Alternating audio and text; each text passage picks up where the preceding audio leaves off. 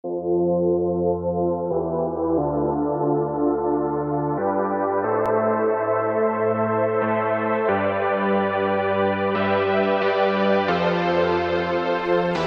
there, it's Stephanie Shea, Chief Astrologer for janspiller.com with your monthly horoscope.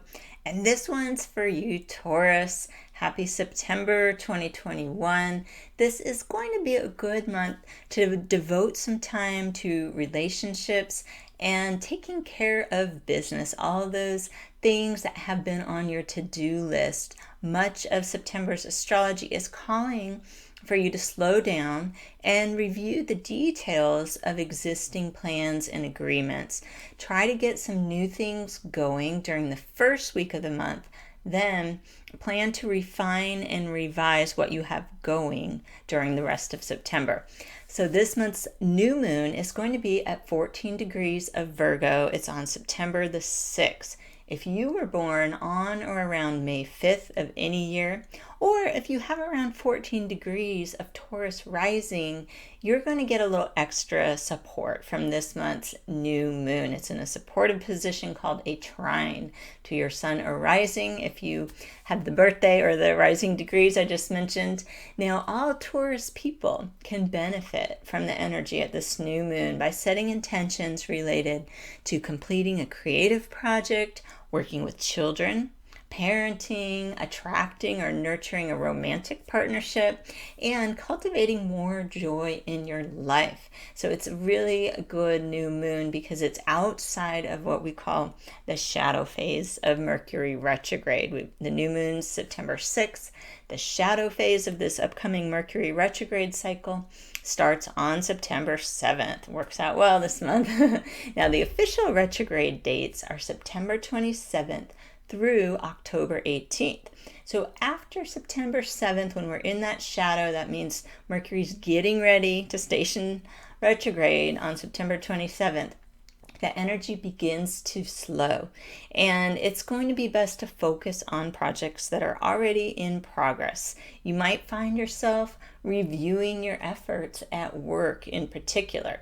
So just know most of the month after the 7th isn't great timing for new agreements or establishing changes to your daily schedule. If you've been trying to get things to stick, again, if you do it right around that new moon or before, you'll have better luck with that. Now, you can maintain what you have going for now and plan to get new routines going, especially if they're health related, more towards early November, once we're free from the influence of this Mercury retrograde cycle.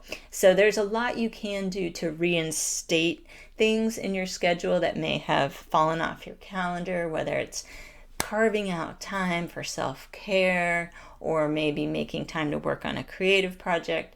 You can do that if it used to be in your schedule, but if it's something brand new, like I said, if it doesn't get up and running by the first week of the month, why not just keep what you have going until November, then try to get something new in the mix. Now, Venus is going to enter Scorpio on September the 10th, and this is a big deal for Taurus people because Scorpio is the sign opposite Taurus. And so if you might feel the powers of Venus in this sign quite strongly, Venus will be in Scorpio September 10th through October the 6th. And it's possible that a personal relationship will feel like it's under the microscope in the coming weeks under this astrology. You can use the available energy to see what's been going on, and it really calls for you to be very honest with yourself and others. This astrology can feel intense, but it will likely bring the truth to light, which is going to ultimately be a good thing to have cleaner, fresher communications and more open communication, as I said, through your relationships, so you don't feel like there's hidden information.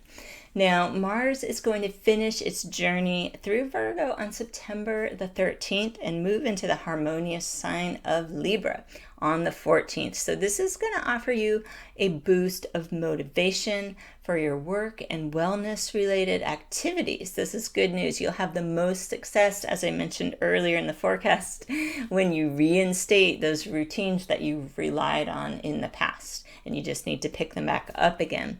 It's going to be a great time to return to one of your favorite forms of exercise that you used to do.